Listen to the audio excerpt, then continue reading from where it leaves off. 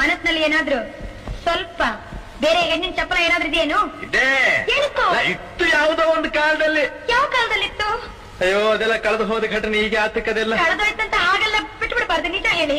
ಅಯ್ಯೋ ನೆನ್ಸ್ಕೊಂಡ್ರೆ ಮನಸ್ಸಿಗೆ ಒಂಥರ ಹಿಂಸೆ ಆಗುತ್ತೆ ನನಗೆ. ಇಲ್ಲಿ ಪರವಾಗಿಲ್ಲ ಹೇಳಿ. ನೀ ಬೇಜಾರ್ ಮಾಡ್ಕೋಬಾರ್ದು. ನಾನ್ ಬೇಜಾರ್ ಮಾಡ್ಕೊಳ್ಳೋದಿಲ್ಲ. ನೀನ್ ಅಳಬಾರ್ದು. ನಾನು ಅಳೋದಿಲ್ಲ. ನೀನ್ ಕೋಪ ಮಾಡ್ಕೋಬಾರ್ದು. ನಾನ್ ಕೋಪ ಮಾಡ್ಕೊಳ್ಳೋದಿಲ್ಲ. ನೀನ್ ನೊಂದ್ಕೋಬಾರ್ದು.